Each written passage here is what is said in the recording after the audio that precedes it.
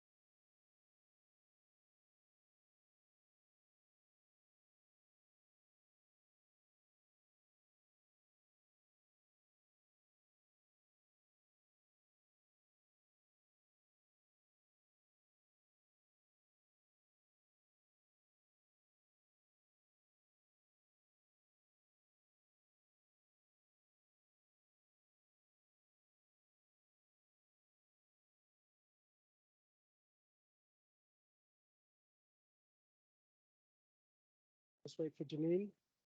Connect.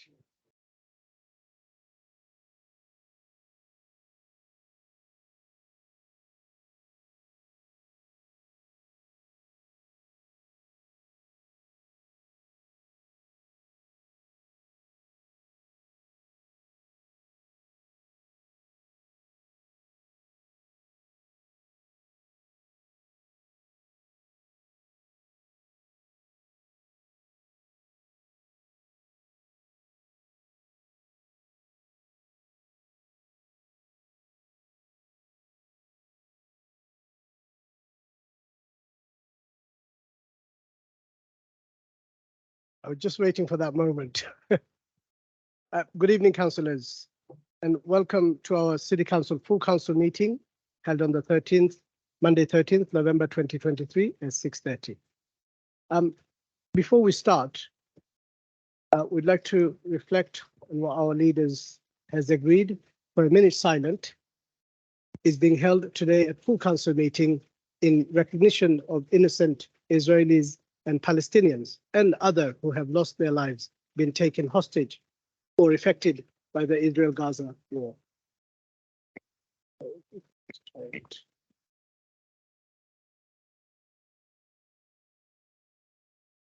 Yep.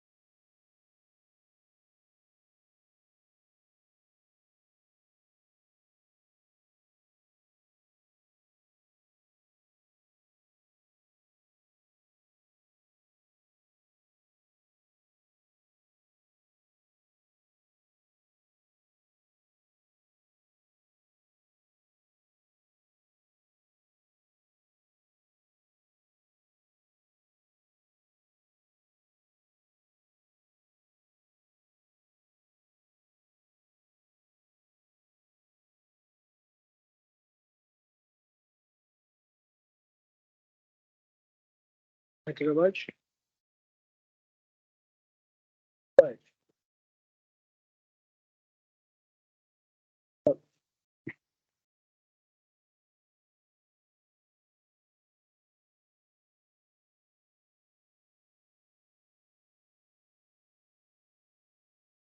Sorry, we have to use this room due to, obviously, there was a booking already been taken place. That's why we had to use this small room. Sorry, Ed, you have to adjust.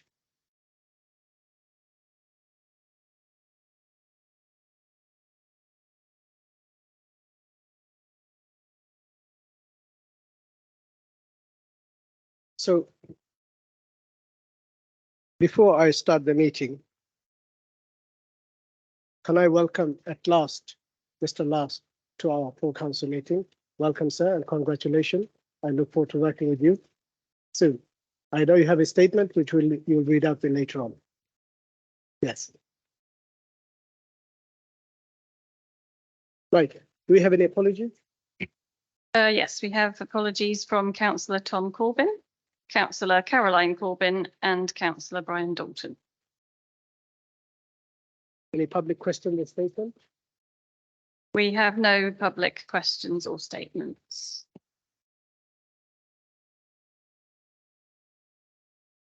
Councillor's question and statement, and we know we have one statement. Yes, we have one councillor statement and 3 councillor questions. Councillor Last, do you want to read out your statement? Good evening. I'd like to say, as the new councillor for West Harnham, I would like to thank the voters of West Harnham for showing their faith in me by electing me as their representative to this council. I look forward to working with all my fellow councillors, administrators and workers to enhance our wonderful city further. Following a considerable number of conversations with Harnham residents as I work with my fellow councillors in the desire to make improvements. It was made clear to me that while we need to make improvements, it is essential that our workers are appropriately paid and that the administration is both effective and economical. Let's welcome with him with open heart by a clap, as we say. Well done.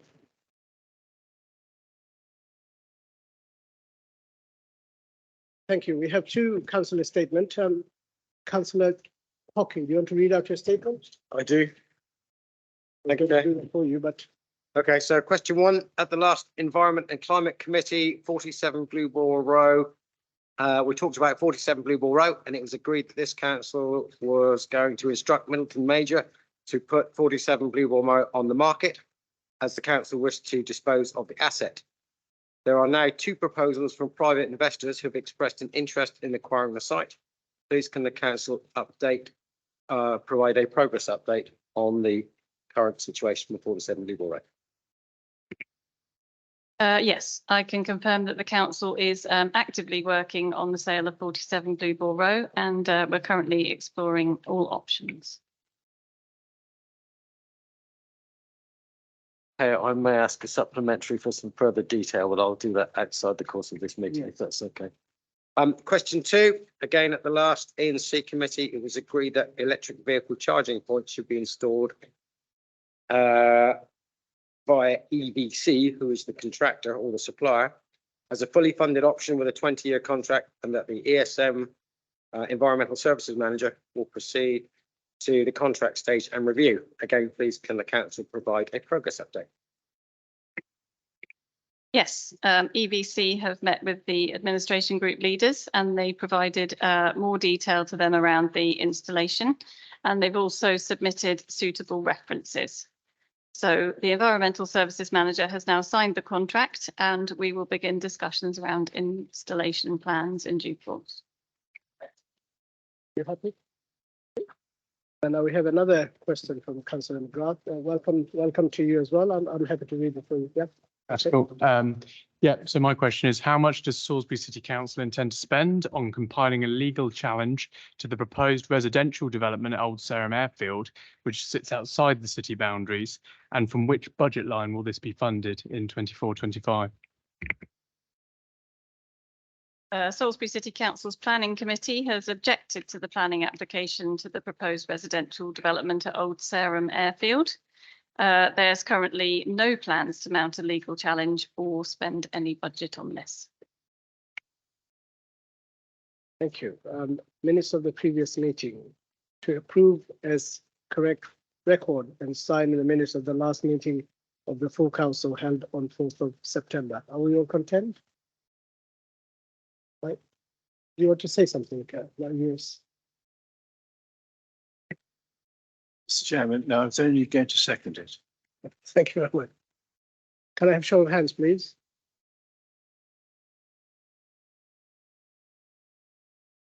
Any declaration of interest? No. Any dispensation? No dispensations have been agreed. And now we come to the chairman's announcement. Well, since the last full council meeting, I've covered further 33 official engagement. It's been a really busy 2 months, September and October. It was very exciting and very nerve-wracking as well.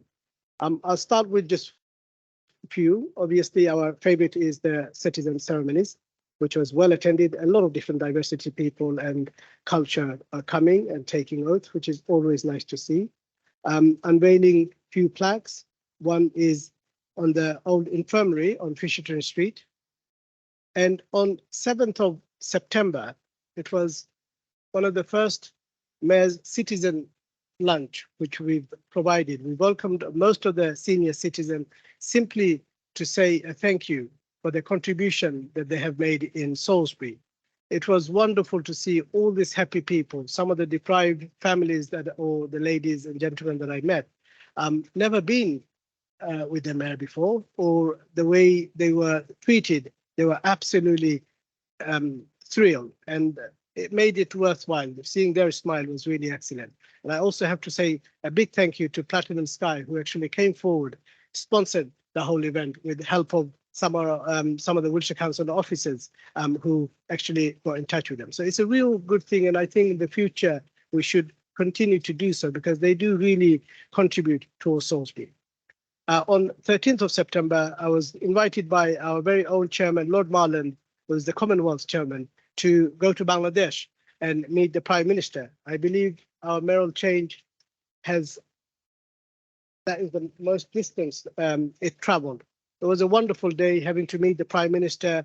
And one of the unique things that I was also surprised when I've learned, Salisbury has a unique connection with Bangladesh. The reason I say this is it all started back in 1972 when our Prime Minister was Sir Edward Heath, who was the first one to acknowledge Bangladesh as free, independent. And till now, there is still a plaque in Arundel's remarking, saying a big thank you from Bangladesh. I didn't know that, and I'm in a city which acknowledged Bangladesh for the first time, and I'm now the mayor. That was really interesting for the Prime Minister to hear, and hopefully she will visit Salisbury one day. That was unique and very humbling. At the same time, soon as I met her, I had to rush through to the airport, putting every faith in God, saying I'd land on the 14th of the morning when Her Royal Highness, Duchess of Edinburgh, luckily accepted my invitation to have lunch, celebrating the diversity and ethnic minority and ethnicity as well, and interfaith. Luckily, we had planted a tree, which is now up on the Elizabeth Garden. It was a really exciting time, and I've been told by the Lord Lieutenant she enjoyed it very much. Luckily, the weather was good as well. I've attended our St. Mark's Parade, which was a really nice touch. Thank you, Councillor Joe, for inviting me. Also on the 15th, we celebrated the Cathedral School.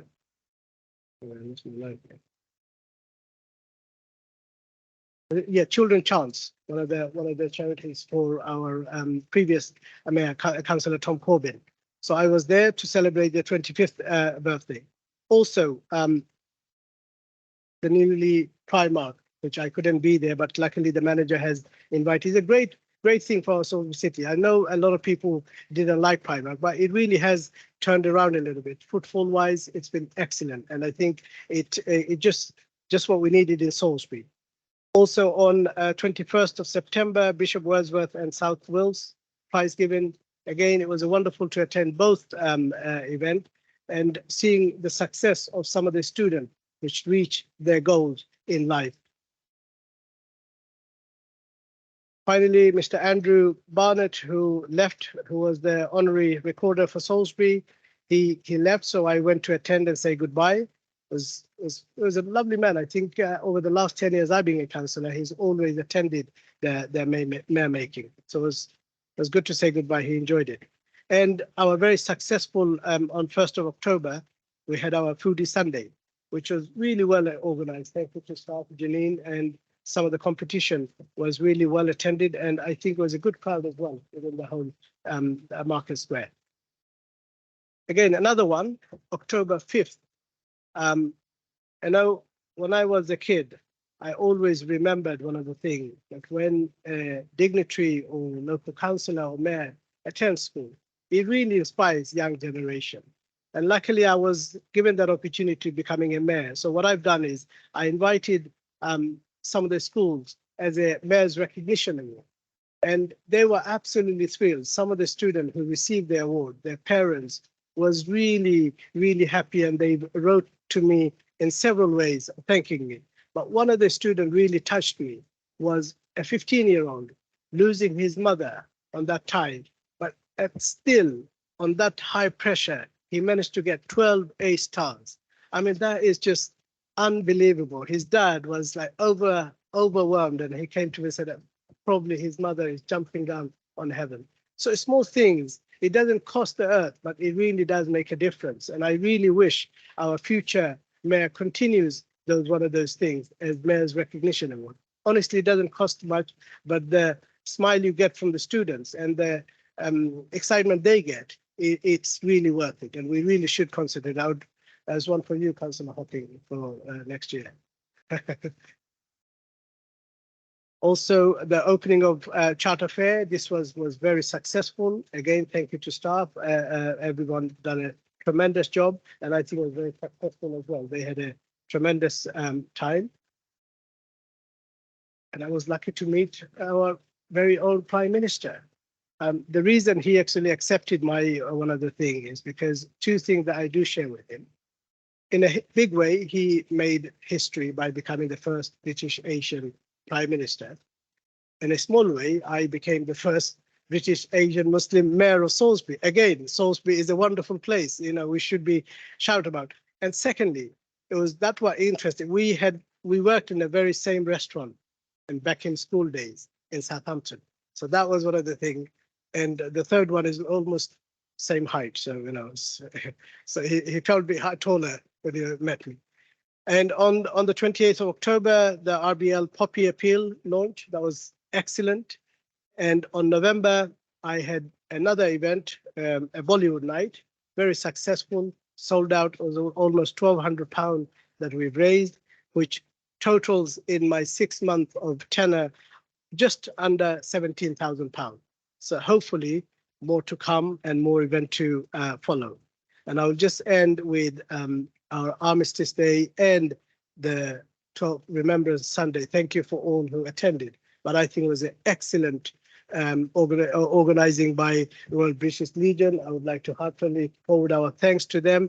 And officers, was your big day for you as well, Joe. I think you handled it excellently. So that's all about it. Sorry, it's a bit boring, but it was exciting. It was very busy. And you know, up to now, I think I've counted after tomorrow's event, it will be 100 for my first 6 years, 100 official engagements. So looking forward to it. It is a privilege to serve the city I love. So hopefully there should be more. Right, that's enough of me. Administration leaders report. Well, thank you for that, Mayor. Thank you for allowing me to say a few words. I would actually add that we're quite proud that you are our Mayor, and we are proud that Salisbury is the sort of place that will allow this to be a historic moment, in fact, that you are our Mayor. I would also, on behalf of the Labour Group, like to welcome Ted Last to Salisbury City Council. Yeah, hopefully we can all work very well together, and well done on winning that election. I'd also like to welcome Lynn Blackwood to the Labour Group, and I think we look very much forward to working with her over the next few years.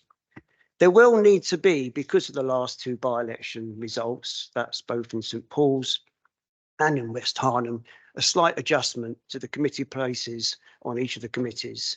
As you'll fully all understand, that the Conservative group have reduced their numbers from 11 to 9, and therefore there will need to be a small adjustment in how many places the Conservative group do have on some committees. That is assuming you're not underrepresented at the moment, which may or may not be the case, but we will have to look into that. I also would like to thank everybody who turned up over the weekend for the Armistice Day and Remembrance Day. And I did think it was nice to see the addition of the new names of the World War II people who died from Salisbury on the back of the War Memorial. And I think that's been a good thing that Salisbury City Council has helped and slightly funded to achieve. So it's nice to see those names added. I know it's a complicated issue in terms of who gets on and who doesn't, but slowly, yeah, World War I's there and World War II there, and that is great. I'm not saying that's the end, but it's probably the end for a little while. I also think, I'd like to thank Jo Wood for the hard work she's done and her team in stepping into the breach with as an interim city clerk. I think we all say as a leadership team that she's done a really good job. And I'd also like to praise Steve Mansfield, the new RFO, interim RFO. I think he and his predecessor have brought about some fresh eyes, and that's been quite, it's been good. And so I would like to say on behalf of the leadership, well done to Joe and to Steve. It's been good. It could have been a lot worse, put it like that. Obviously, a lot of our time has gone into the budget and we are moving forward quite fast on that. We've shared where we are with the budget with the Conservative group, and we will be having a public meeting on the 4th of December in the Guildhall, in which all members of the public will be able to attend, and we will discuss that budget with them. So if anybody wants to come, please feel more than welcome. We have had a number of meetings with other groups. We've met with all the neighbouring parishes, Britford, Neverhampton, Wilton and Laverstock. And at the same time, we had the pleasure of Wiltshire Councillor Caroline Thomas, who's Cabinet Member for Transport, Flooding and something else I can't quite remember, but there's another thing there. And I thought she was very good in explaining where we are in terms of Salisbury's traffic strategy or Salisbury's lack of strategy. But nevertheless, she came along and answered those questions well. And I think most people who came to that meeting, and it was quite a few members from other parish councils, found it very worthwhile. We've also met with the BID and the PCC to discuss antisocial behaviour in the city. And again, the Conservative group was invited to that. And I think, again, we found it informative. I don't want to put words into the police commissioner's mouths, but I think in many ways he fully understands how difficult policing has been over the last few years across the land, but here in Salisbury as well. And it is quite interesting and revealing to see what he has to say about policing in Salisbury. We've been working hard on the local plan review. And again, I think I ought to really stress how Councillor Riddle has put so much effort into that. And we are coming to a conclusion on that with our planning consultant putting forward some draft comments that we will feed into that consultation by Wiltshire Council, and that will go to the planning committee on the 20th of November, in which we'll finalise those comments. So anybody who does want to either do it as an individual or contribute to Wiltshire, to Salisbury City Council's comments, please attend that meeting on the 20th of November. The depot is coming on fast and we hope to be fully in. He says with some hesitation by Christmas, but we do hope to be fully in the depot by Christmas. And we have let out already one small part of it to a private firm. So that's good. I won't steal John's thunder, but we've been very successful in achieving £144,000 grant from the Forestry Commission's Urban Tree Challenge Fund, but I'll let John say more about that. We are installing through the company at no cost to the council electric charging points, and I think that is one of the objectives that we've all had for a long while, and I very much welcome that. We had a public meeting last week on the Wyndham Park wall, which was a number of people. It was well attended, and I'm not sure, I wasn't there, but I'm not sure if all opinions were of the same. But I think we're still looking at options there, and we hope in the future to move it forward. But that is quite a costly, thing for us. It could be £200,000 to £300,000, which isn't in the budget. But we'll see how we progress with that and see what happens. And I'd just like to also finish with the fact we will be having soon on the central car park toilet a new mural, again at no cost to the City Council, funded by the Environment Agency. That's all been, as far as I'm aware, agreed. And so we'll have both the toilets there will be very nicely painted, one by a local artist, one by another artist. And I think with the completion of the Riverside Park, that is going to be a lovely part of the city. And those two extra murals will add to that immensely. Thank you. Thank you. Anything from you, Annie? Anybody else?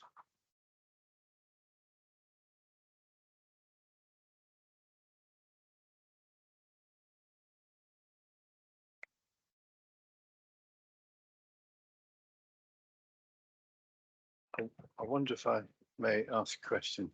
Thank you. It was a very good report, and thank you very much for bringing us all up to date, because I think it's a very challenging position. I know it's shared out amongst you, but it is still a very challenging position. One thing that does concern me when you were speaking was that since we changed the name of the planning to planning and development, we've lost the T in transport. Now, I know you could argue we don't have any transport obligations, but as a parish council, we do have an obligation for a transport strategy. And as far as I'm aware, and you may say it has been updated, it's just that I don't think the Salisbury transport strategy has been updated since 2019. And that's what concerns me, because we all know how Wiltshire Council works, and when they want to make a move, they will ask us for our strategy, and we just need to keep it slightly updated, even if we only change the front sheet and put a new date on it. But I do feel it's important that strategy, and you may say, you may decide that you don't need it, but there were some very important points in there which have fed into the neighbourhood plan. There's a number of cycling and walking routes in that plan, a number of options within that plan as well for, dare I mention the P word, pedestrianisation, and at the right time. And I think that it's got some good, it makes a read. Of course, and the idea of raising it is for you to critique it because it needs to be updated. Sorry, thank you. Yeah, sure. I think you make a good point. I think up until now, really, the energy of those of us who choose to get more involved in the planning side of things, and that includes Councillor Corbyn, who's not here at the moment, has been very much taken up with the neighbourhood development plan, which is now with Wiltshire Council and shortly to go to the inspector, and also with the huge job of responding to the local plan review. And I do hope that those who come along to the planning committee next Monday, if they do have anything to say further about it, would try to get those comments to me before then, because we're really hoping that that will be more or less a rubber stamping exercise. I have given all councillors the chance to come back to me already on that, and I gave them the deadline of last Friday, and I have forwarded any comments that I've had to Andrea, our our planning consultant, so that she can incorporate them in the final version that will go to the planning committee on Monday. I think when that major piece of work is out of the way, and Wiltshire's deadline for submission of that is on Wednesday of next week, then by all means, we could have a look at transport, but I think we have made a lot of submissions in our response to the local plan review on transport, on Salisbury's hugely inadequate transport strategy. I recommend that fascinating but lengthy piece of reading to all members. And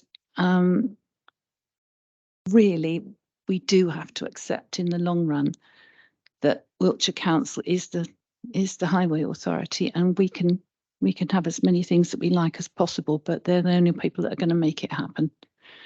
So not to play down what you said, Jeremy, but to encourage more people to get involved, definitely. Because there has been I don't want to be rude, and I don't want the usual suspects have responded on the consultation on the local plan review, and that isn't very many of them. Okay, thank you.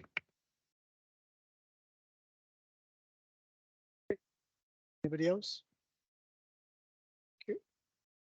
Now we go to agenda item 9, referral of minutes. To note the minutes of the committee shown below. I hope you have all seen the minutes. Anything that we need to change, or are we all content? Yeah, Just an observation, and I wasn't at the planning and development on the 23rd of October 2023 when you discussed the local plan. But from what I've heard, I think there was a discussion with an all-party agreement on that local, a discussion that there was a all-party agreement on the local plan and on the substance in it. And yet the minutes don't reflect that. It just says a conversation or discussion was held.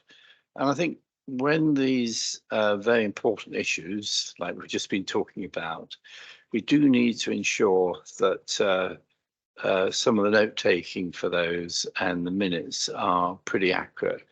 Because when this goes forward to an inspector, if he asks for any other supplementary evidence, this is highly, highly important that these things have been discussed.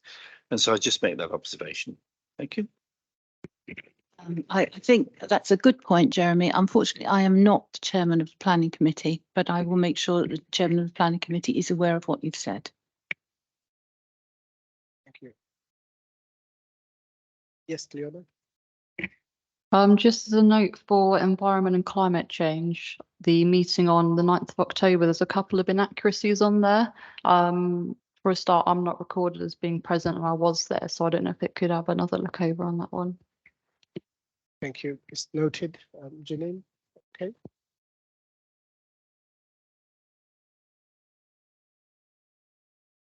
Right, the financial regulation. So I'm sure we have all read the report. And just a note. Yes. Yeah. So are we all happy with the minutes report? Can I have a show of hands, please? Right. Thank you. Financial regulation. Do you need to add anything, Jerry? Or I'm sure everybody has read it and you accept the change or anything that we need to add on. Okay. Recommendation, just a note the report. Are we all happy with that? Can I have show of hands? Right.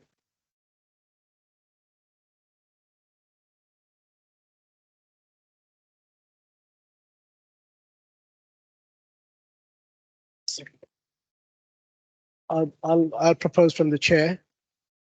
Can I have a second though? Jeremy will second. Thank you. All in favour? Aye. Thank you. Right. Number 11, the motion from Councillor Charleston. Do you want to read out your motion? Yes, thank you, Chair. My motion is that the council requests that officers investigate options to replace the now defunct car and bike, should probably read e-bike, sharing schemes run by co-cars and to report back to members. So the context of this this motion is that a number of weeks ago, I was contacted by some residents who had been members of the car sharing scheme.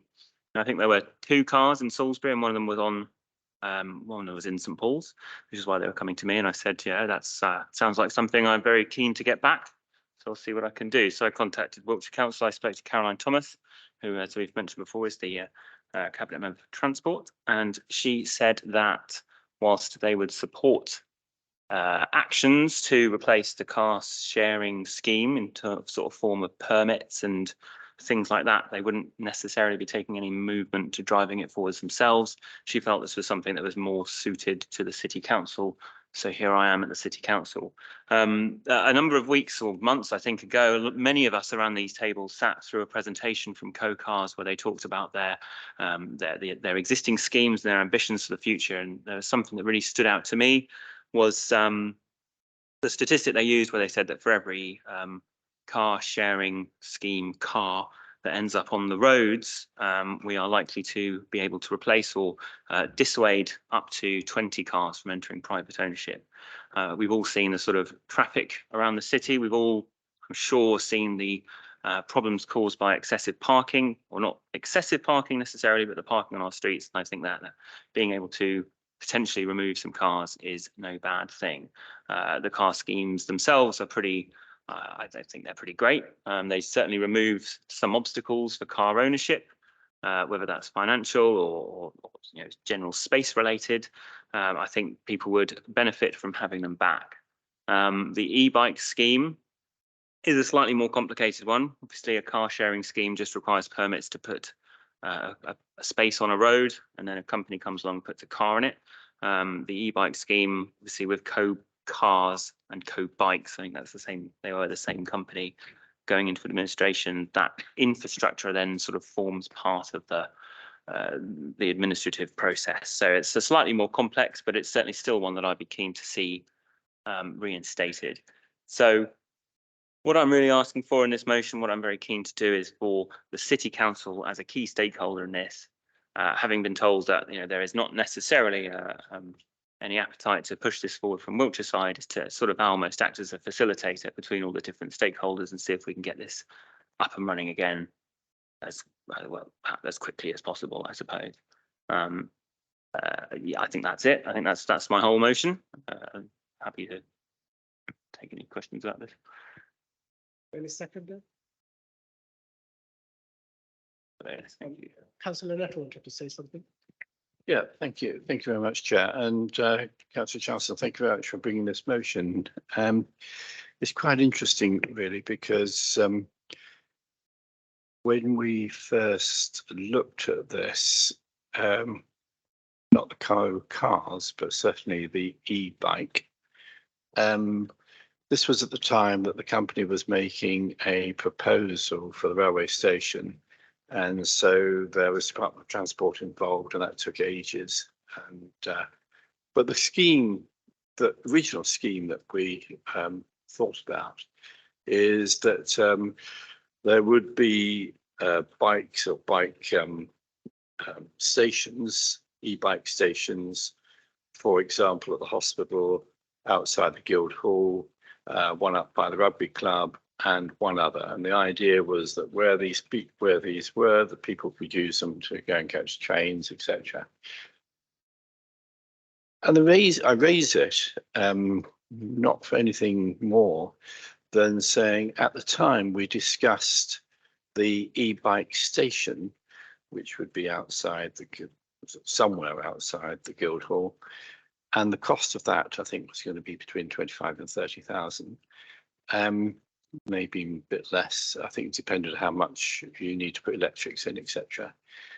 But I remember the cost of the bikes very clearly, and they were £2,500 each. And I think some of the members that were here received that presentation and saw that presentation.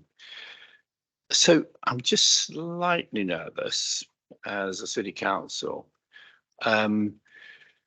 committing ourselves. I know you haven't committed, you asked for officers to report back on this.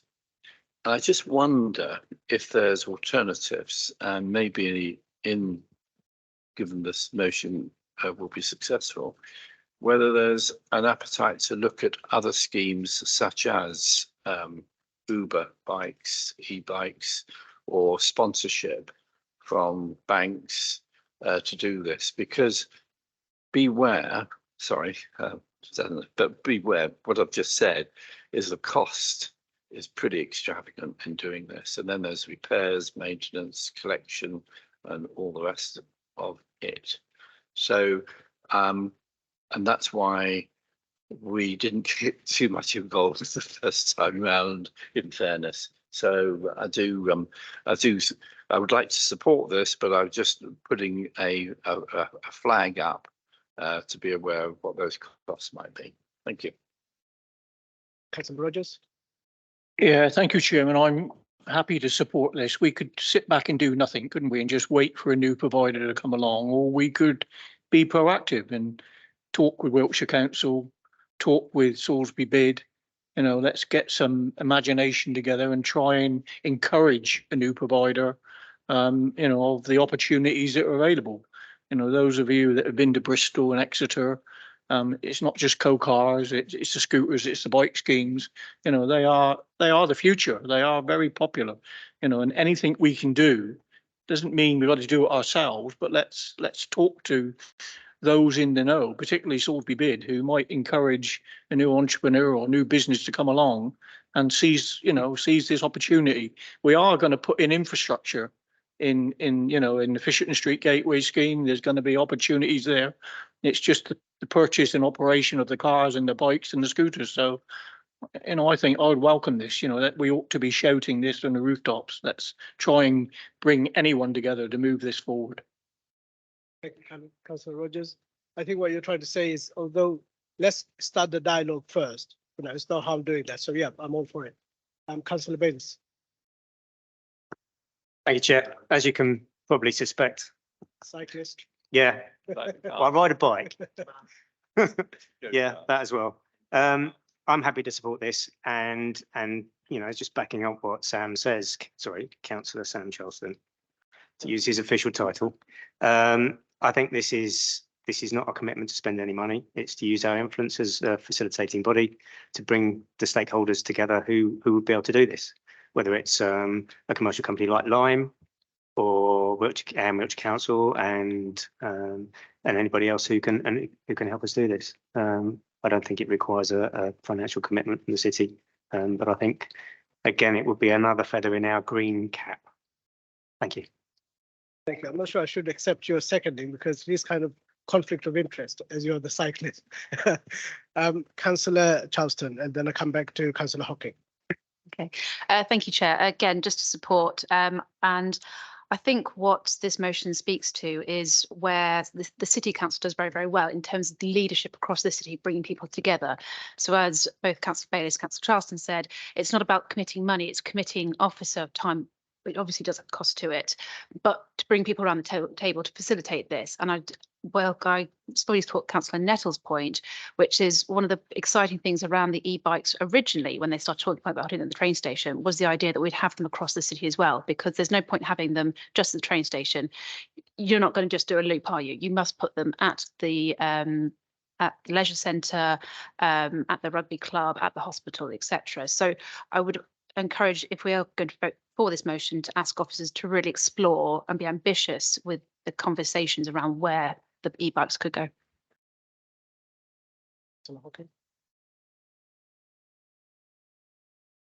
Funnily enough, I'm not going to agree with all of that. Sentiment, fine, no problem. Firstly, there's a reason co-cars and co-bikes went bust. Yeah, because there isn't enough take up or anything like it to support that sort of operation. Now, I'll pick up on Councillor Rogers' points. Bristol and Exeter do run these things, and London run these things, and they work in London because there are economies of scale, and they work in Bristol and they work in Exeter because they're several times the size of Salisbury and they're quite spread out, whereas Salisbury isn't. So you don't need an electric bike to get from the train station to the centre of Salisbury because you can walk it in a couple of minutes. Yeah, you don't need an electric bike to go from the college to the centre of town because you can walk it in a couple of minutes. You don't even need an electric bike to go from the college to the train station because in 10 or 15 minutes, you can walk it. So on that side of it, what's the point? We are not big enough as a city to support that sort of scheme, in my opinion. Other people may different, and I say I get the sentiment and I get the green bit and I understand why you want to do it, but we're not big enough to do that. Secondly, I know we're talking, as Victoria said, it's not money, it's officer time. But at the moment, we have no RFO, we have no clerk.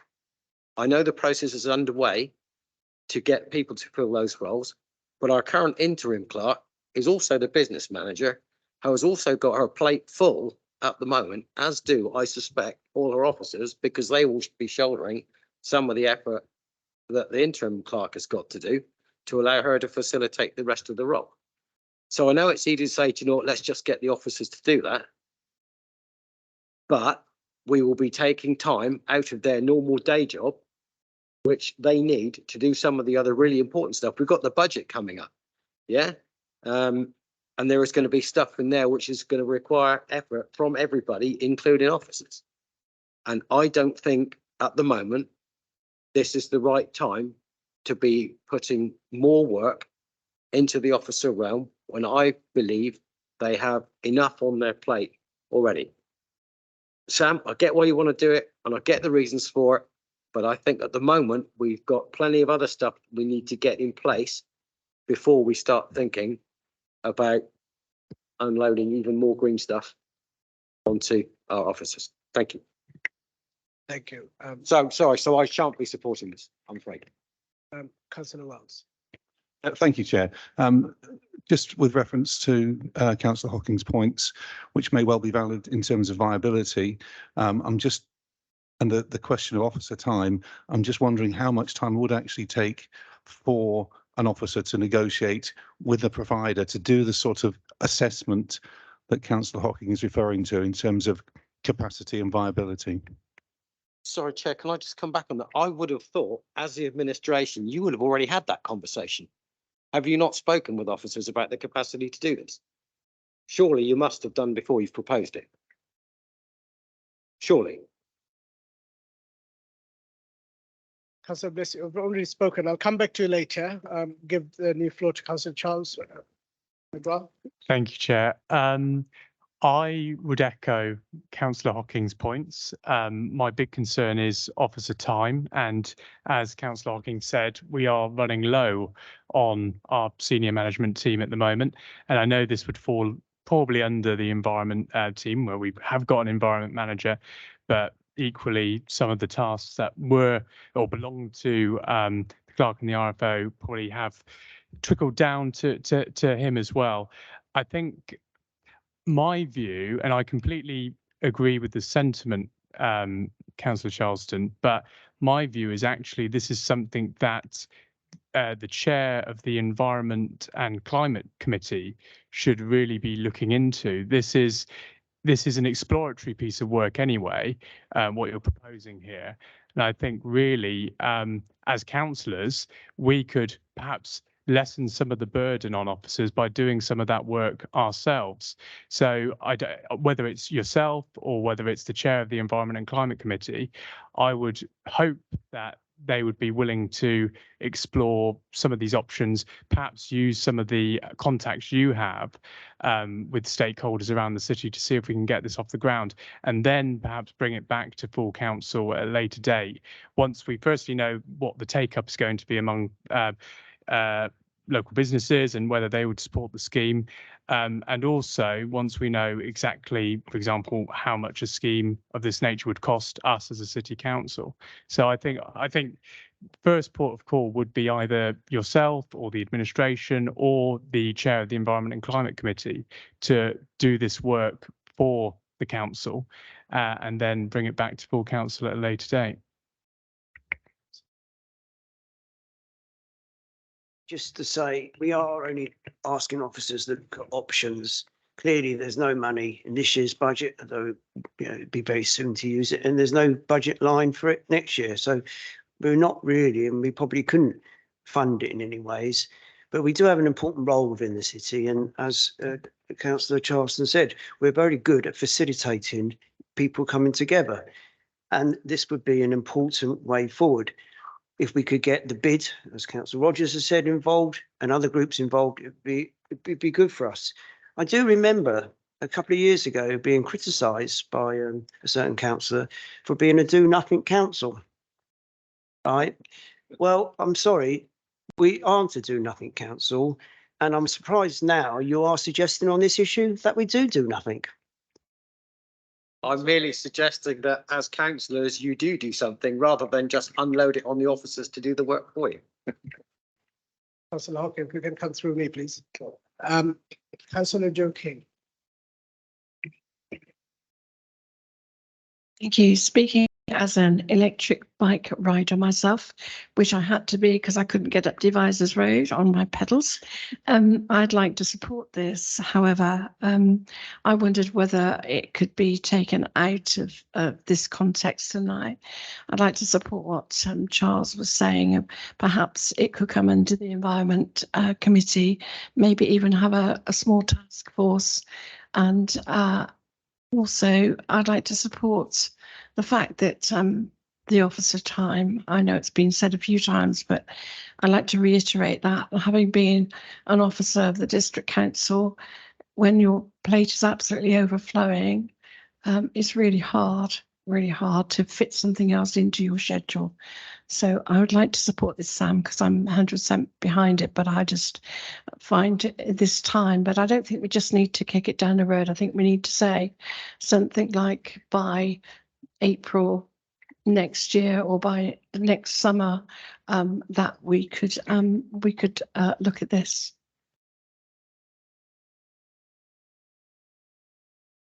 The last. I was going to say the last question goes to Councillor last, but okay. My thought from what has been said would suggest that this should go to the Environment and Climate Committee as for its next agenda item. This is just a thought. Does that require an amendment being put forward? We can do that after. Councillor Sample. Chair, I think this has been really interesting because clearly we've got a fair body of support for this within Chamber. Even those people who don't want to vote for it are nodding their heads and saying it's a good idea, but for various reasons we don't have the officer time. So I like it as a proposal because I think there is a gap in our transport strategy because of the events of recent weeks, which we didn't really see coming, and which mean that we are, I won't say unique, because there are lots of other cities, towns and cities that don't have this provision, but it leaves us in a difficult position. More importantly, it leaves local residents in a difficult position. And I think, from the perspective of the cycling community, who play a big part in the life of our city, who come to a lot, one of your first events, I suspect, Mr. Mayor, was being on a bike with cogs, and what a big part of our life they are. But there's lots more people who do it at the weekend, people like our Bayliss, who for whom it's a big part of their life. And there are lots of people who would like to do it but can't because they don't have the financial resources to get on a bike. And I'm also pro-car. I'm pro-car. I've been pro-car since I was 24 and I bought my first car. And if I had had the money to get a car before then, I would have joined a scheme like this. I couldn't wait to get my first set of wheels so that I could go off around South Wiltshire, take my girlfriend and my wife, off to see places. I'm really pro-car. I think it's a great thing. And something like Go Cars, which enables people who don't have the money to get on to the ladder of car usage, I think it's a great idea. It liberates them. So I'm really pro-car. That's why I'm pro this motion. I think we should support it wholeheartedly. So I am going to make an amendment, and it's a friendly amendment, and I hope you'll all consider voting for it, which is that I do believe at this time we should ask the Environment Committee, under the leadership of John and Sam, who's put it to us, to go away and discuss this within that committee. I think that would be a great thing to do if they're willing to accept my friendly amendment. So I'm going to put an amendment that this be sent to Environment Committee for its next meeting, Mr. Chairman, so that they can decide how to take this forward. And then hopefully they'll come back to us with a member-driven report in a couple of months' time. So I'll put that amendment, Chair. Thank you. You say pro-car. I'm not sure about your like of the car Saab that you drive. So Not anymore. I think that's a similar thing was said by Councillor Charles, about moving to Environment Committee. But anyway, Councillor Stanley. Sorry, it was a second. Sorry, Councillor Stanley. You're next, Jeremy. You're after me.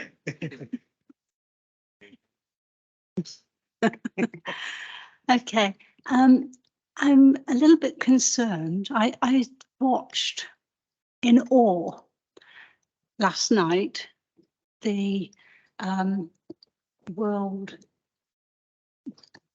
shot, the Earth shot, and all those people, lots of people around the world going, we're doing this, we're we're doing this for the countryside. We're doing this for the planet, and we're doing it now, and we're not doing it, you know, along the line. I think we need to be doing it now. And there's not enough energy, I don't think, going into just where we are with climate change. And I think that I totally agree. Put it on the environmental.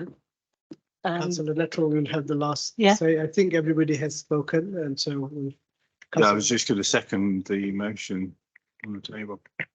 I think, yeah, I'll come back to, I think in fairness, it's a good proposal. It's a good way to start, and having a dialogue is absolutely no harm. But I think we have to balance things as well, because we are in a difficult situation with officers, less time and things like that. But I wholeheartedly support, and for my sin, I was the first one who did the opening of Go-Car in York Road. I don't know what happened there, but I am sorry. But I thought we'll have more cars. But this is something that I fought as well with Wiltshire Council giving their space. Don't forget that they are the one who made it easy by giving that space. So it is a good thing to have. But I mean, we have to be a bit pragmatic as well. What Councillor Hocking is saying, it's about officer. We have very limited officers at the moment. In the future, of course, we want to see. But we have a motion, and it has been seconded. Before we go to vote.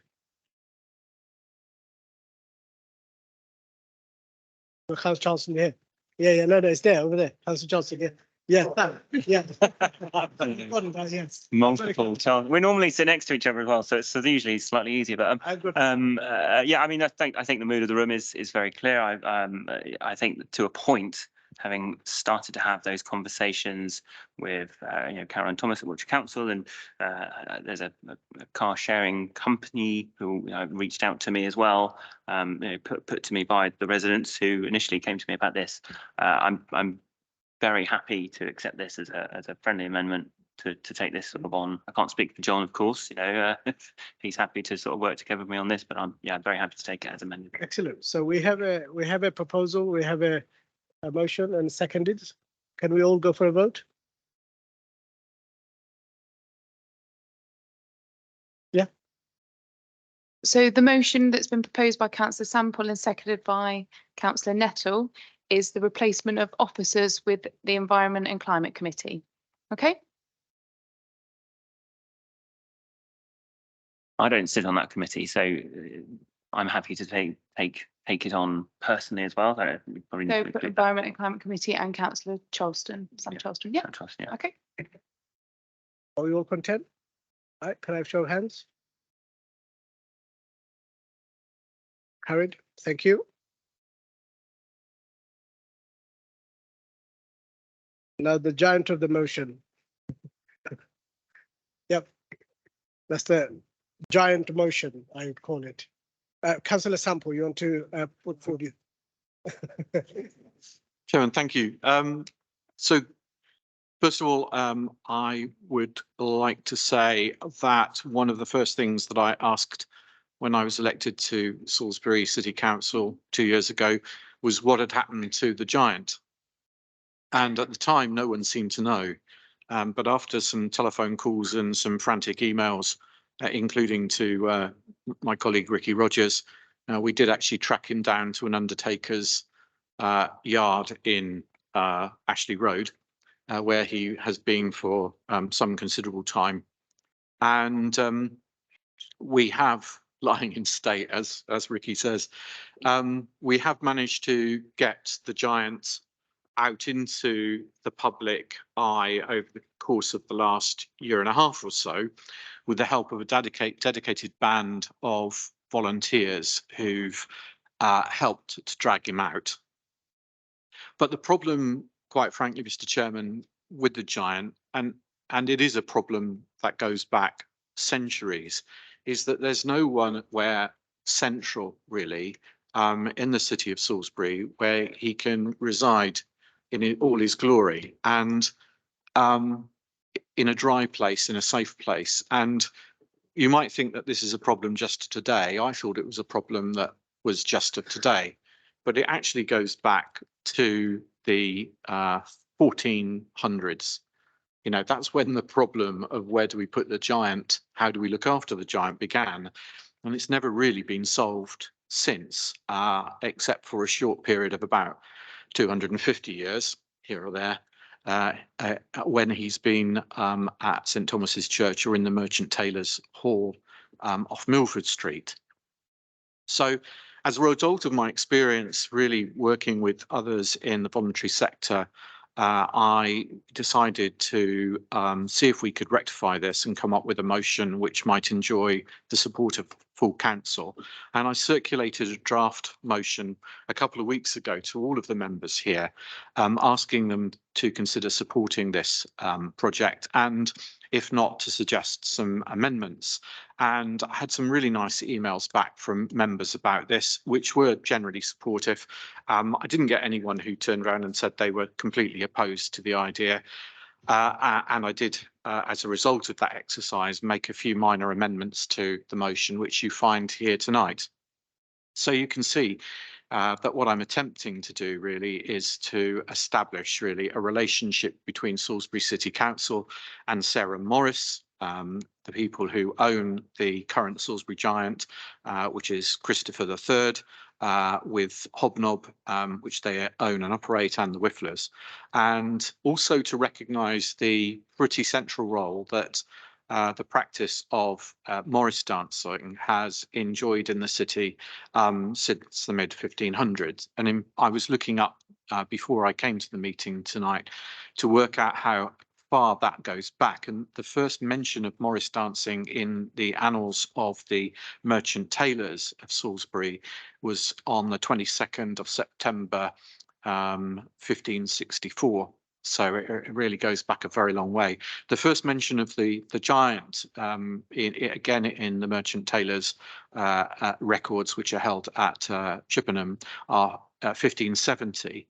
And then there's a mention of the hobby horse in 1573. So as you can see, it goes back a long time. And it's quite possible, actually, that the tradition of Morris dancing, of the giant, of Hobnob, actually go back much further than that. But it's not absolutely, no one's got absolute, clear, unequivocal evidence about when it all started. So here we are in 2023, and next year actually is Christopher III, his 30th anniversary. He's coming up to 30. He's been in existence since the Salisbury Civic Society rebuilt him. And my motion seeks to establish a relationship between us, recognise the importance of Morris dancing, the important role that Salisbury Giant, Hobnob, and the people who look after him, the Whifflers, have played in the cultural life of our city.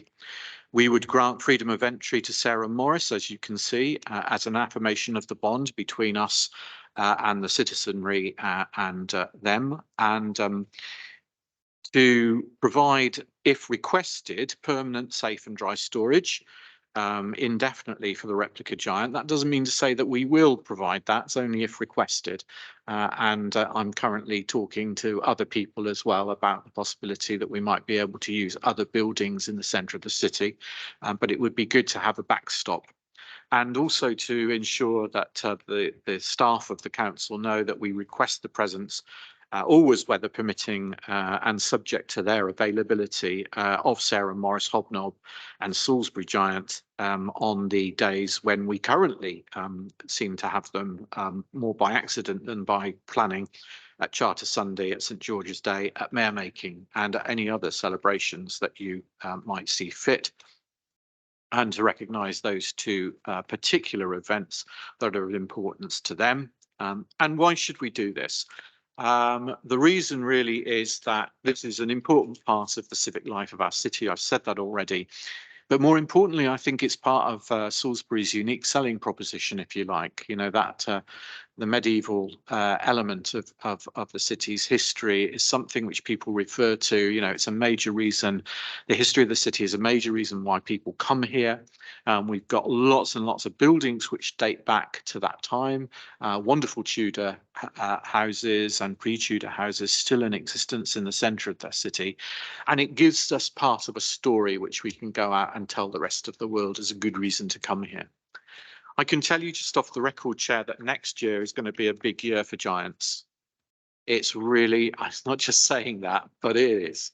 It's going to be a really big, scene. There are various plans which are being discussed at the moment, which would make it a central part of some of our major celebrations in the spring, which I believe will bring certainly regional, probably national, and maybe even international attention to our city. And I think this is an opportunity really for us to get ahead of the game on it and make sure that Salisbury City Council get some of the credit for the wonderful history which we have inherited. Thank you. Thank you, Councillor Sample, to introduce this motion. I think what I've seen over the weeks, I think a lot of people are in favour and like the idea. And I think you're right. The Giant is connected to a lot of people and it carries a lot of history. And I think we should always preserve history, and where there is a connection with local people, we should always maintain, similar to Gilbert the Dragon as well. But, you know, I'm sure local councillors will have to say a few things. We can start with Councillor. I think there was a second. I'll second it, Chair. Okay. Second, right. Yeah. Well done.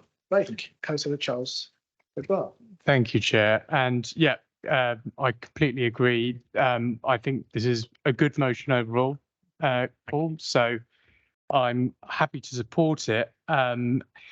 You mentioned the questions that had been asked of the motion, and I've looked at the motion that's attached to the agenda, and I can't see anywhere where perhaps my question has been answered, and I'll add another question to it as well. So, in terms of storing the Giant and Hobnob, do we have any idea of whether they will fit into the new depot on Tollgate Road? Will there be enough space for them there? And the question I will add, which I didn't ask by email, but I'll add it here.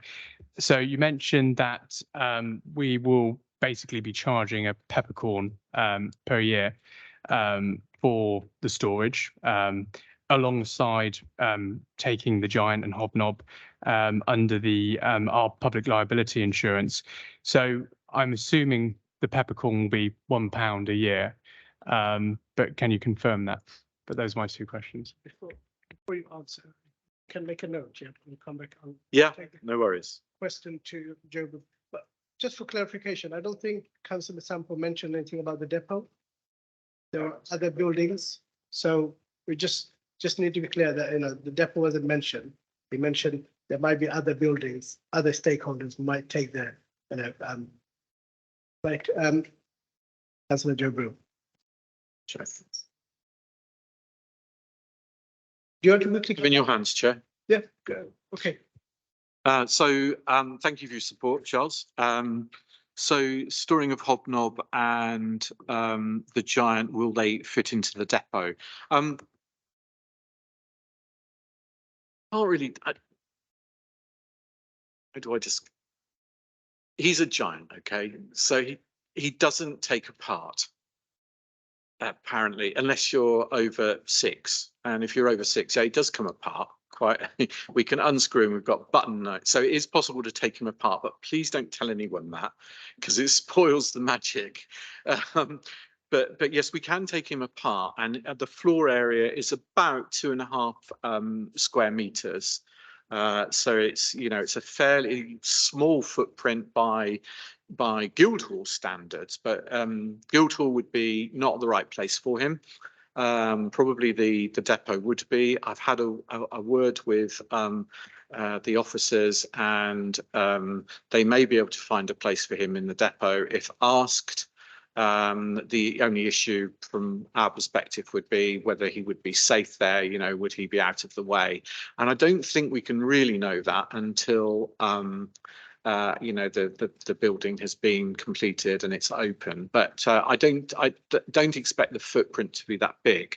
Peppercorn or £1 a year. I said peppercorn rent because peppercorn rent is regarded as a worthless rent.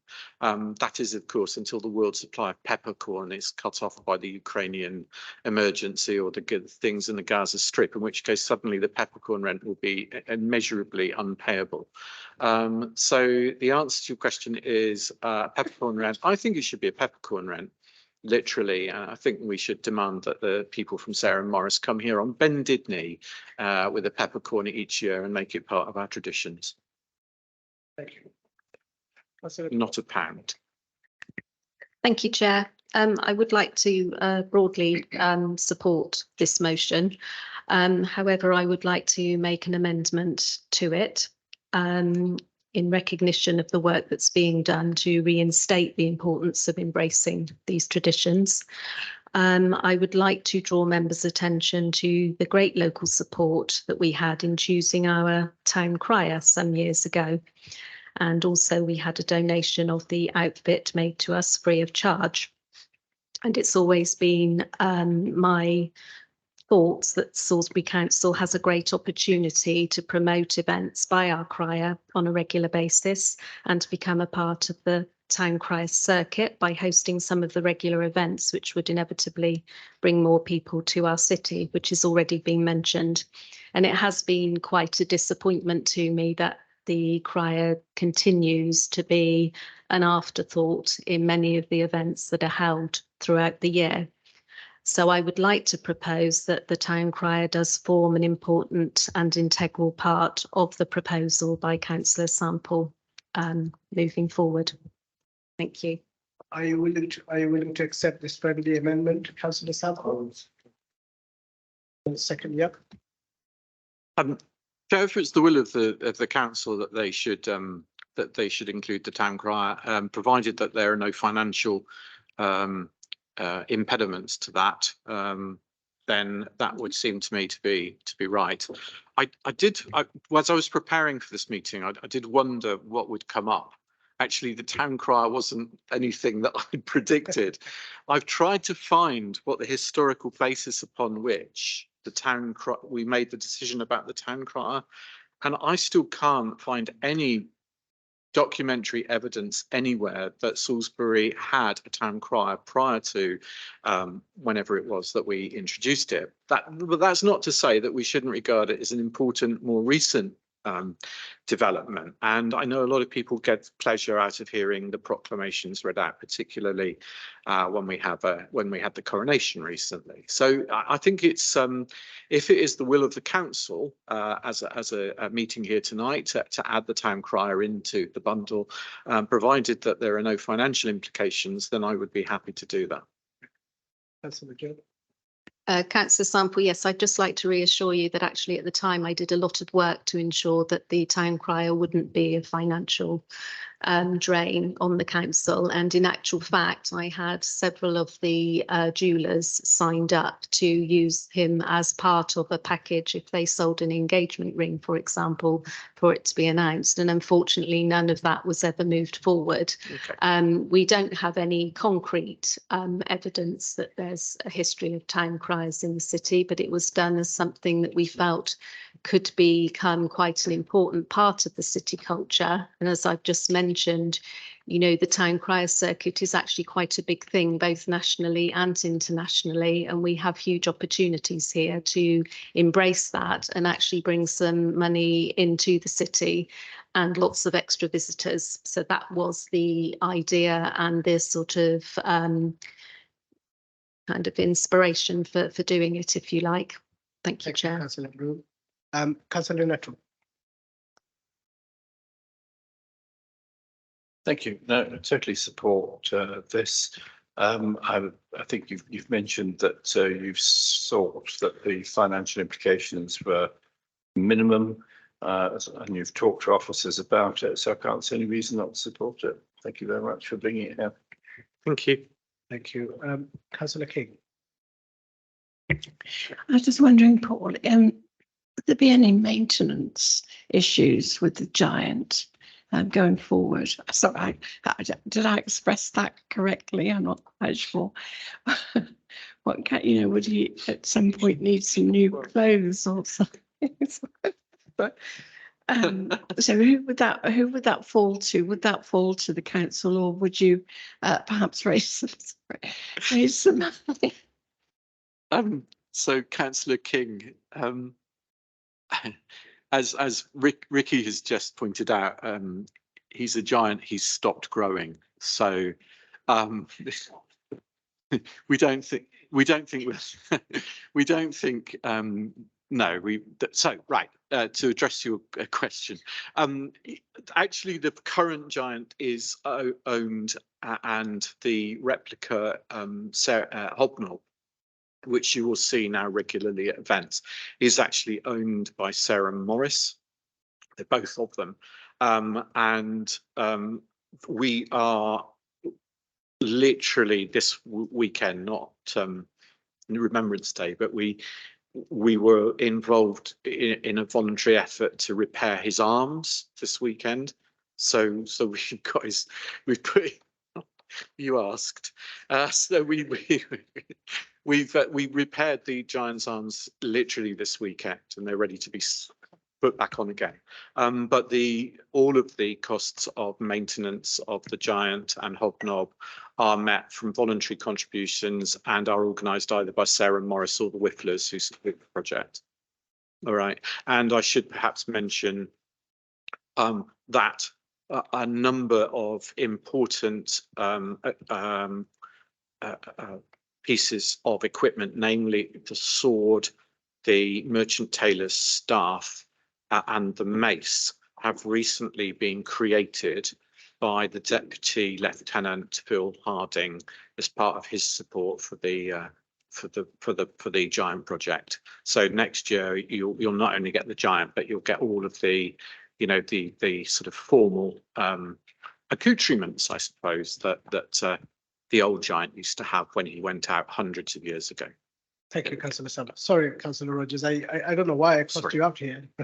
Please. Yeah, thank you, Chairman.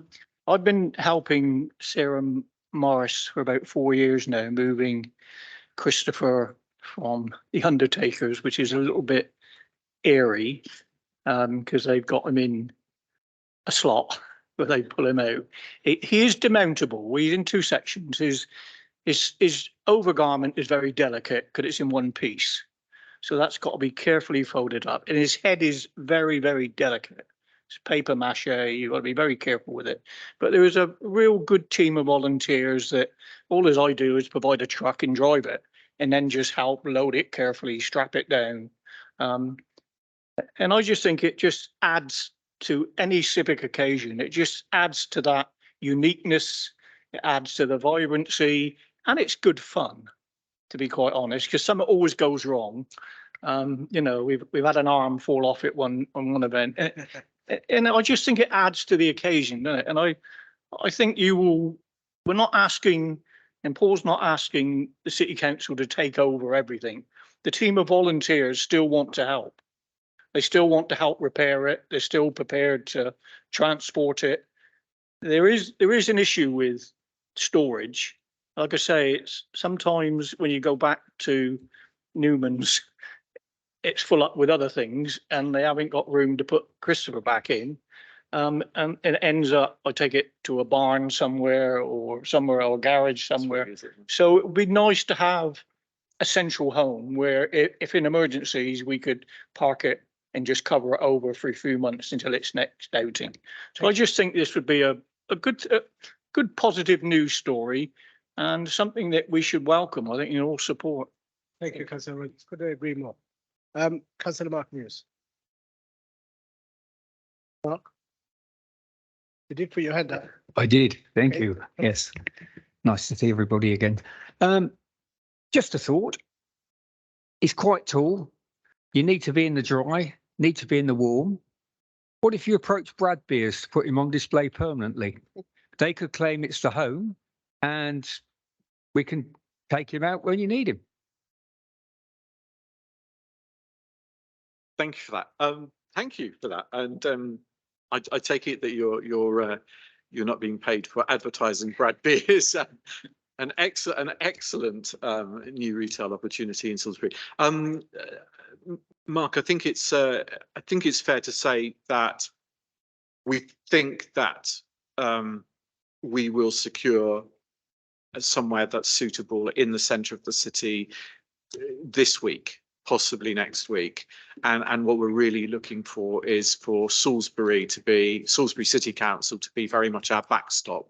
And we really need permission, I suppose, from the City Council for those occasions when he needs to be in the centre of the city, perhaps overnight, for an event that starts early the following morning. So mayor making would be a good example of that. And actually the staff here have been very, very good at enabling us to do that by giving him a temporary home. The only problem with Brad Beers is that he is a giant, and Brad Beers is you're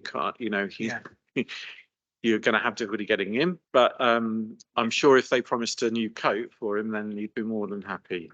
Thank you for the example. Councillor, yeah. Yes. As you go into the door on the right, there's a champagne bar, and the only beer they serve at that champagne bar is called Rude Giant. It's Councillor Riddle. I just wanted to thank Councillor Sample for resurrecting the giant, really, and for adding so much gaiety to the life of the city since he's been parading him around. I think you've done a brilliant job. Ricky, I didn't know that you were as involved as you are as well, but thank you too. I think you only have to take part in an event in the marketplace, whether it's a public consultation or something, generally more fun. But he draws people with him, and you get this little trail of people following him around. Certainly was very helpful when we were trying to get people's responses to the neighbourhood plan. And I think it's just been a great job, and I would like to thank you very much. That's all. There you go, Councillor Sample. Thumbs up from your biggest fan. Councillor Charleston. Thank you, Chair. And I guess, we can hear everybody's really positive around the room. I just want to be really, really clear what councillors are committing us to in terms of these events. Just so we're just on the table, I'm not against anything. It's just making sure we're absolutely clear. So point 5 says to formally recognise 2 annual events. So what does Councillor Sample have in mind for recognising those 2 Morris events? And then Councillor Broom, if we're talking about the town crier, you said that it could involve a circuit of events. What would that commit us to as well? So are we looking at putting on more things with our officers and with our events team, or is it working in partnership with other people, or just being really, really clear on that area? Thank you. Thank you for that. I can only talk about the giant. I can't talk about the town crier. So what we're doing, the first thing to say really is that we can request the presence of the giant, but our experience is that poor weather and high winds have a significant impact on the number of events that we actually end up doing, because we just can't operate. As Ricky's explained, he's friable, and he's coming to the end of the first 30 years, and there are significant issues which need to be sorted with him. But during the course of an average year, I think we're parading him about 50% of the expected turnout. So that I want you to kind of bear that in mind. So the chances are, of course, next year that it will be blazing sunshine from April through to October, and you'll all be sick of the flipping giant by the end of the summer. However, he is already invited to the Charter Sunday, the St George's Day. When and if we celebrate it, he's normally at that. He's usually invited to mayor making anyway. He was invited by Salisbury City Council, and he talked about the consultation that we did last year with the public, and he was at that. I think he was only there for 2 days out of 4 because of weather, so there you go. So I think that gives you some indication of the likely numbers of things that he'd be invited to. You might actually turn around and say, well, actually, we don't want him. Sarah Morris may not be able to service it because they might be out in Downton doing something less important, or, down in Fordingbridge or something. So the chances are that, he will be at some of these events, weather permitting, but he won't be there if you don't invite him. And what I want to do really is enshrine in the activity of our team at City Hall. They need to to be inviting him as a standard practice, you know, in the same way that they invite the mayors of other cities and the deputy lieutenants and all that sort of stuff. As regards the other two events, these are just two events that actually occur each year and get very little publicity. And the reason for recognising this is really just to recognise that there's Morris dancing going on in the city that's not related to the civic activities of the Salisbury City Council. And those are the two. The first one, the May Day, Day at Dawn, actually that's May Day. That's traditionally was the May Day celebrations. And they go out and dance, usually at Old Sarum, sometimes at Stonehenge. And they're up really early. It's a very old traditional bit of dance that goes on. And then the Sarum Day of Dance is usually when we invite to the city other teams from the local area, other Morris teams from the local area.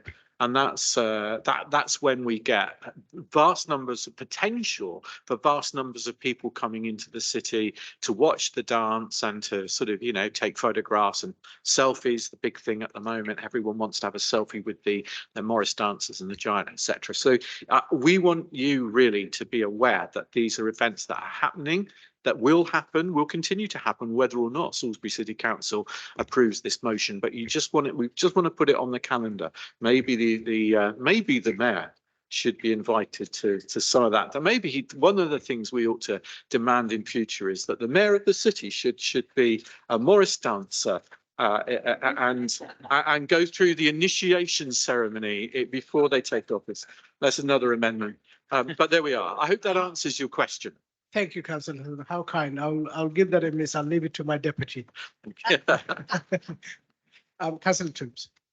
I mean, I'm not worried about the city council's officer time, but the more I've heard this debate, the more I've become worried about our senior councillors' time. Councillor Hibbard. Thank you. I must confess I've got a bit of a bias because I was always really scared of the giant when I was a child, so maybe I was just sensitive. But I don't know if this is a question you can answer, but do you know if there's any implications on our insurance premiums if we were to store the giant, and also from covering Sarah Morris's public liability? And would Sarah Morris be able to use our public liability insurance for events elsewhere, or is it just at Salisbury City Council events they are covered? That's a really good question, and I've had a chat with both Sarah Morris and the officers about this specifically. There is a requirement within before they take the giant out to have public liability insurance in place anyway. So while the giant is part of the, as it were, the Sarah Morris and Hobnob insurance policy, which is interestingly provided by a specialist Morris dancing insurance company, he's covered. So that's okay. The problem comes really in when he is in the storage of, let's say, the Guildhall or the new unit up at Tollgate Road, and what is he covered then? And it's very clear that we need to be clear about the City Council's insurance and how it covers the giant. And I've been told that there is existing insurance in place for contents, effectively, which will cover the giant at no additional cost.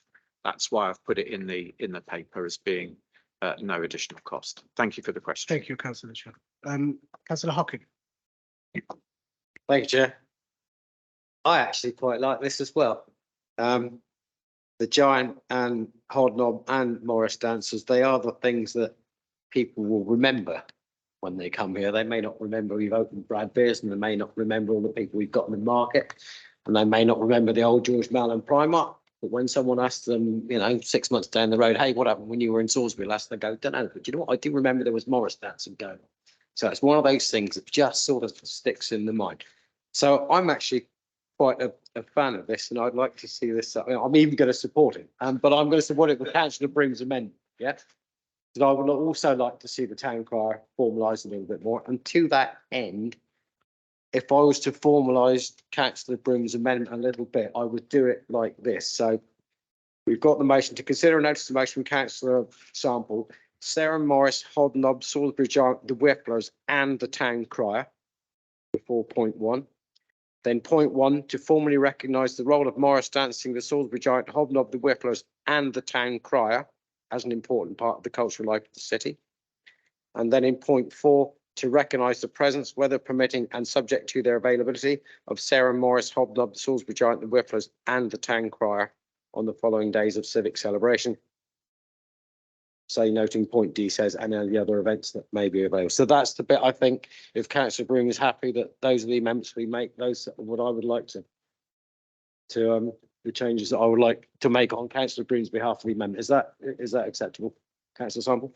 Chair, I'm very happy with that, but my only concern is whether, from the perspective of the interim city clerk, Joe, whether there are no additional financial implications of that, are there, including the town crier in the motion? Can you see any? I'm not aware of any. I can't recall the charges for the town crier off the top of my head, so I believe that there will be some small financial burden attached to that, but we would need to check the details. Do we not, sorry, just for clarification, do we not pay the town crier when he arrives, even for an hour or half an hour? The agreement was that there would be an annual sort of, I can't remember the term, of £75 for the term. So If I may, there's an honorarium that he gets at 70. 1 second, Councillor, I'm coming, yeah. that was the agreement when he was first installed. Okay, right. Sorry, Councillor Nettle. I was going to say, given Councillor Hibbard's comment, maybe we need to do a risk assessment before the giant comes out, how many children could be frightened when he's in the streets, because I wouldn't like to see the council get a cost for frightening children. Okay, seriously, on the suit you asked me, I believe there is an honorarium for the town crier. And then unless things have been taken out of the budget along these lines, but I recall there being an hourly rate for his attendance. Yeah. I can't be clear of the budget that's set for that, but there was a budget, but part of your budget, sir, as the mayor, I think it comes out of, if I remember correctly. Okay, Councillor Chancellor. Thank you, Chair, and we'll echo what others have said.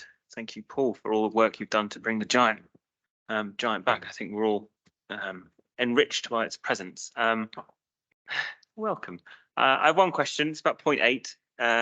What exactly are we committing to by committing to liaising with the museum, Sarah Morris and Wiltshire Creative to engage with local residents?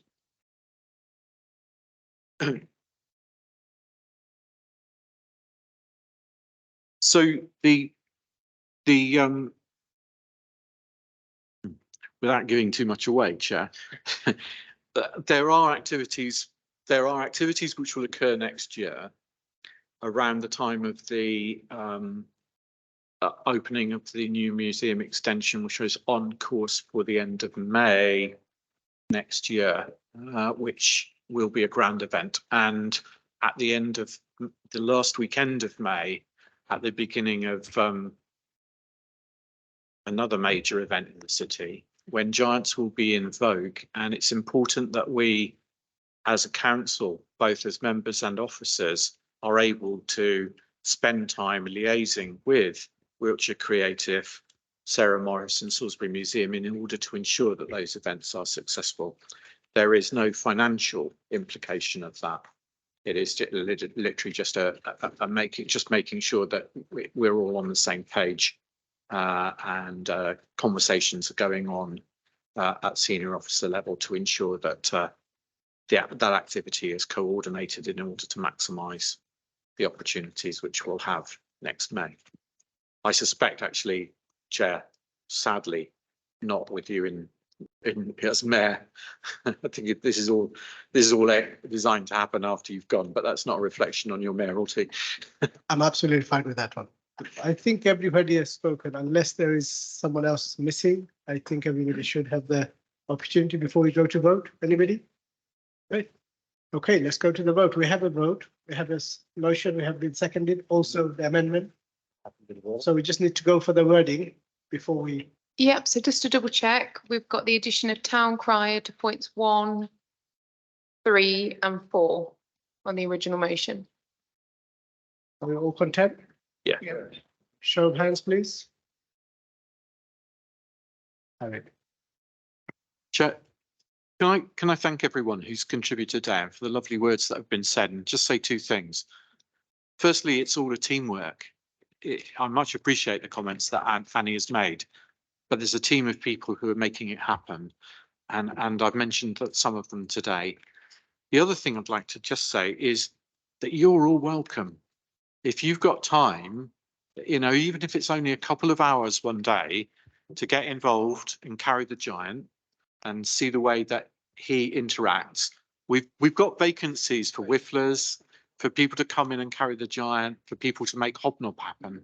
You would all be very welcome, and just come along, and I'll make sure you have a really good time. Councillor Sample, thank you for your kind words. And I think equally as a chairman, I would say every councillor is welcome to introduce anything that you have in mind. It really doesn't matter, because this is, you are the councillors. If you come with good ideas, I'm sure everybody will support, and that is the idea of it. So, you know, thank you. And I think I'm sure we will see more things in the future. Do you want to add anything? Like Councillor Rogers, I too am actually a giant. I'm just further away than you think I am most of the time. So just thank you. Just before I close the meeting, I'm sorry I needed to edit Councillor Blackwell's decision as well, welcoming you. I'm sorry, I should have done that as well. And I think I read your email. It's always nice to do whatever your heart says. So whatever your heart said, you've done. It's a shame it's red, it's not blue, but you know, still I welcome your decision. Thank you. So we have anything else and the important to say before I close the meeting? Close. Thank you very much.